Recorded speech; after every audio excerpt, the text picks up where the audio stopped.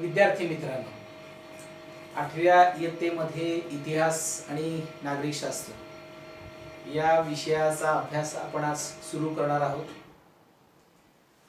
आपण इतिहास आणि नागरिक शास्त्र हा आपला अभ्यासाचा विषय असला तरी आज आपण इतिहासाच्या पहिल्या प्रकरणापासून सुरुवात करणार आहोत.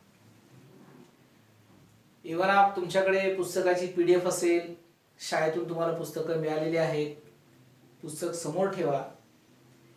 इयत्ता 8वी इतिहासाचं पहिलं प्रकरण जे आहे आपलं ते आहे इतिहासाची साधने. आता माझ्या हातात जे आहे ना हे पण साधनच आहे. कशासाठी वापरतोय मी हे तुम्हाला दाखवण्यासाठी वापरतोय.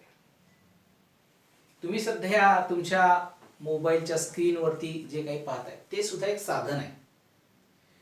साधनांमुळे काय होतं की आपल्याला अभ्यास करणं व्यवस्थित जातं, सोपं होतं, आपल्याला या गोष्टी अधिकाधिक कळत जातात. तर या पहिल्या प्रकरणात आपल्याला काय शिकायचं आहे तर इतिहासाची साधनं. तर इतिहासाची साधनं जी आहेत त्या साधनांचं वर्गीकरण केलं तर इतिहासाची साधनं 3 प्रकारची आहेत. पहिलं आहे भौतिक साधने, दुसरं आहे लिखित साधनं आणि तिसरं आहे मौखिक साधने. भौतिक साधने ही जी आहेत ज्याला आपण स्पर्श करू शकतो, जी आपल्या डोळ्यांना दिसतात, ही जी साधनं आहेत ना सगळी ती भौतिक साधनं आहेत. आपण आपल्या अवतीभोवती बघितलं तर आपल्याला दिसतं इमारती, किल्ले, राजवाडे, कारंजे, रस्ते, या ज्या सगळ्या काही दिसणाऱ्या गोष्टी आहेत ही सगळी आपली भौतिक साधनं आहेत. नद्या दिसतात आपल्याला, पर्वत दिसतात, ही सगळी भौतिकच साधनं आहेत. दुसरं आहे लिखित साधने. लिखित साधनामध्ये जे लिहिलं जातं, जे चित्रकाम केलं जातं, जिथे चित्रलिपीच्या माध्यमातून समजून सांगितलं जातं त्याला आपण म्हणतो लिखित साधने. ही जी लिखित साधने आहेत या लिखित साधनांमध्ये आपण जर बघितले की आपल्या घरी येणारा पेपर हे सुद्धा एक लिखित साधन आहे. जरी तो छापला जात असेल तरी पण एखादं पत्र आपण कोणाला तरी पाठवतो हे एक लिखित साधनच आहे. ते पत्र, मजकूर आपण ज्याच्यावरती लिहितो, चित्राच्या माध्यमातून आपल्याला काही सांगायचं असतं, या सगळ्या गोष्टी म्हणजे लिखित साधने आहेत. मौखिक साधने कोणती? ज्या साधनांमधून आपण आपला इतिहास, आपली एखादी घडलेली घटना त्याविषयी माहिती देतो, ती मौखिक साधनामधून. मग आपण ती गोष्ट सांगतो. एखादी घडलेली घटना आपण जेव्हा सांगतो ते एक माध्यमच आहे मौखिक साधन. म्हणजे आपल्या घरामध्ये आपले आई वडील, आपले आजी आजोबा, काका काकू, मामा मामी, मावशी वगैरे हे आपल्या काही मागच्या गोष्टी तुम्हाला सांगतात. मग ते आपल्या कुटुंबाविषयी, आपल्या नातलगांविषयी, एखाद्या घडलेल्या घटना किंवा प्रसंगाविषयी आपल्याला जी माहिती देतात हे एक साधनच आहे. मग कधी ते कथेच्या रूपात असतं, कधी पोवाड्याच्या रूपात असतं, कधी गाण्याच्या रूपात असतं. अशा वेगवेगळ्या रूपामध्ये आपल्यापर्यंत इतिहास जो येतो तो म्हणजे मौखिक साधन.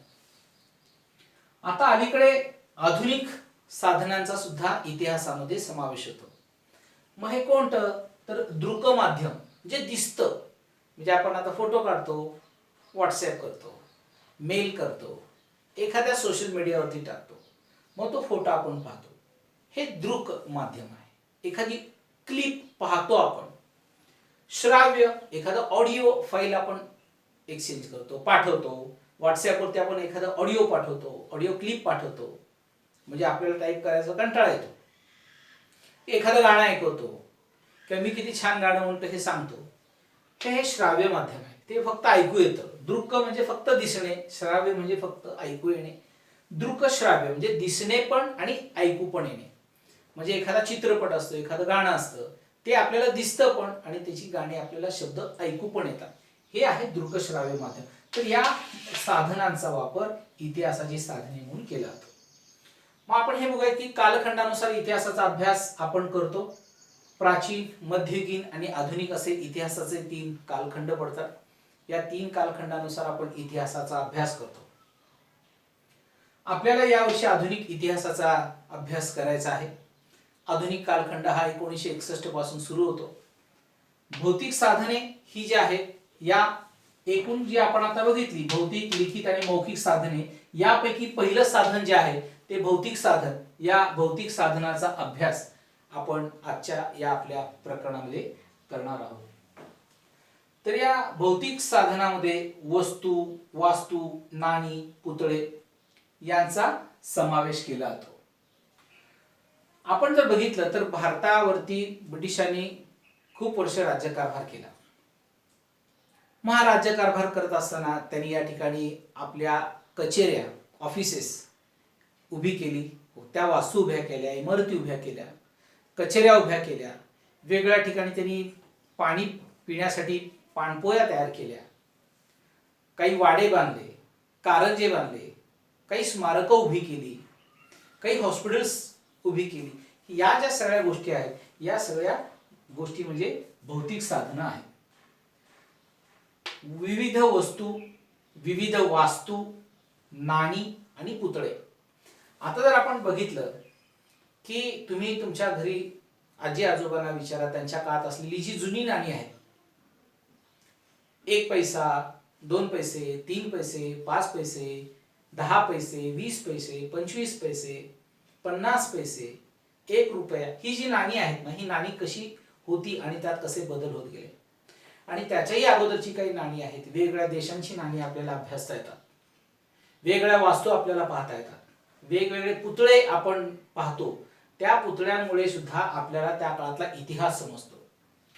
इमारती आणि वास्तू ज्या आहेत त्या ब्रिटिशांच्या कालावधीमध्ये बांधल्या गेलेल्या आपण बघितले की या इमारती, पूल, रस्ते, कारंजे, कचेऱ्या, निवासस्थाने ही जी आहेत यांना आपण का भेटी द्यायच्या. भेटी दिल्यानंतर आपल्याला काय समजतं, तर यांना भेटी दिल्यामुळे आपल्याला हे समजतं की त्या वास्तुशास्त्र कसा आहे, त्यांचा गणित, भौतिक या विषयाचा अभ्यास कसा होता.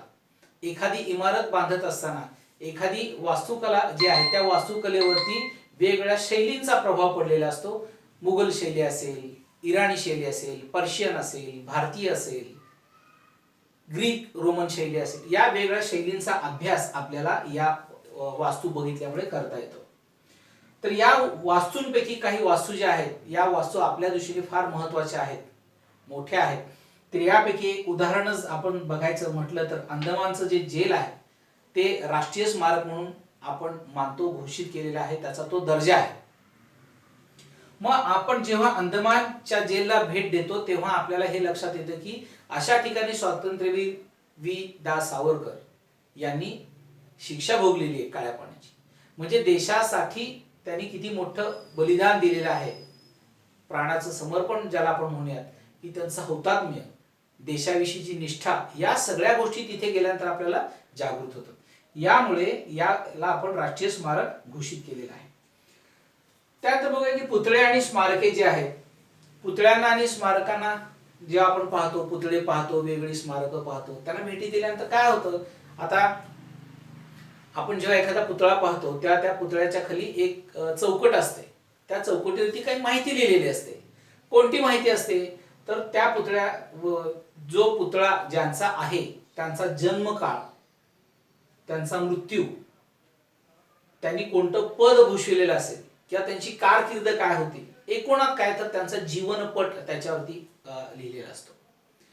सोलापुरात राहणाऱ्या माणसाला, महाराष्ट्रात राहणाऱ्या, भारतात राहणाऱ्या माणसाला एखाद्या पुतळ्याच्या खाली जे काही लिहिलेलं आहे ते वाचण्याची आवश्यकता नाही, कारण त्यांना त्यांच्या कार्याविषयी माहिती असते. परंतु बाहेरच्या देशाची व्यक्ती जेव्हा आपल्या देशात येते त्यात कळलं पाहिजे ना, हा पुतळा कोणाचा आहे, त्यांचं कार्य काय आहे, काय होतं, त्यांचा मोठेपणा कशामुळे आहे, हे समजण्यासाठी म्हणून त्या पुतळ्याच्या खाली एका पाटीवरती ही सगळी माहिती लिहिलेली असते. तो त्यांचा जीवनपट असतो. म्हणजे पुतळे हे त्या व्यक्तीच्या केलेल्या कार्याची प्रचिती देतात आणि त्याच्या कार्याचा गौरव करतात. त्यामुळे पुतळे आपण उभे करतो आणि त्याच्या मागे आपली ही भूमिका असते की त्यांचा जीवनपट, त्यांची कारकीर्द ही आपल्यासाठी ही गौरवास्पद आहे, लौकिकास्पद आहे आणि तिचं जतन केलं जावं. तर अशा प्रकारच्या आहे. आता तुमच्या पुस्तकामध्ये जर बघितलं तर माहिती आहे का तुम्हाला म्हणून एक चौकट आहे, याच धड्याच्या ह्या पानावरती आहे. माहित आहे का तुम्हाला? तर माहित आहे का तुम्हाला, या चौकटीमध्ये तुम्हाला एक चित्र दिलेलं आहे. तिथे आगा खान पॅलेस आहे पुण्याचा.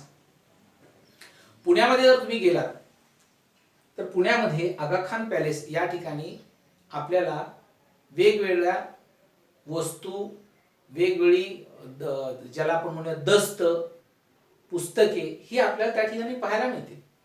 त्यामुळे तिथे गेल्यानंतर भारताच्या स्वातंत्र्योत्तर चळवळीचा कालखंड समजण्यासाठी निश्चितपणे आपल्याला त्याची मदत होईल. तर अशा प्रकारे आपण ज्या शहरात राहतो अशा शहरामध्ये सुद्धा वेगवेगळी स्मारके आहेत, वेगवेगळे पुतळे आहेत.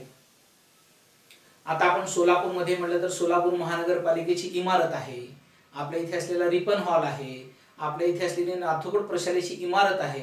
या जर आपण बघितल्या तर आपल्याला हे लक्षात येईल की या इमारतींचं काही वैशिष्ट्य आहे, त्या विशिष्ट प्रकारे त्याचं डिझाईन केलेलं आहे. मग त्या कोणाच्या काळामध्ये बांधलेल्या आहेत त्यावरून काही नावं पण आहेत. डफरीन चौक, Lady Dufferin hospital, Northcote प्रशाला, रिपन हॉल, हे त्या काळामध्ये असलेल्या ब्रिटिश अधिकाऱ्यांच्या नावावरून त्या इमारती आपण आज ओळखतो. आपण सोलापूरचं लक्ष्मी मार्केट जे बघितलं किंवा जे आहे आता सध्या, ते लक्ष्मी मार्केट ती सुद्धा इमारत पाहण्यासारखी आहे. म्हणजे आपल्याच शहरामध्ये सुद्धा अशा कितीतरी ब्रिटिशकालीन इमारती आहेत की ज्या आपण पाहू शकतो आणि त्यातून आपल्याला काही गोष्टी समजतात.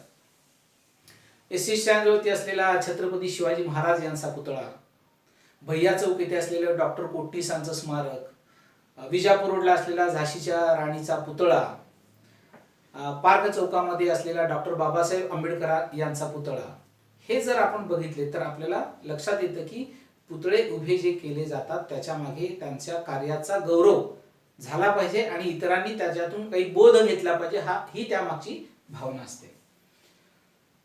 तर असे हे जे वेगवेगळे पुतळे आहेत, ज्या वेगवेगळ्या वास्तू आहेत, या सगळ्या ज्या आहेत ही म्हणजे आपली भौतिक साधनं आहेत. या भौतिक साधनांचा उपयोग आपल्याला इतिहासाचा अभ्यास करण्यासाठी होतो. तर अशा प्रकारे आपण इतिहास या विषयातील पहिल्या प्रकरणाचा अभ्यास या ठिकाणी आता थांबवणार आहोत. यानंतरच्या तासिकेला याचा पुढचा जो भाग आहे तो इतिहासाची लिखित साधने हे आपण घेणार आहोत. आता इथेच थांबूया. धन्यवाद.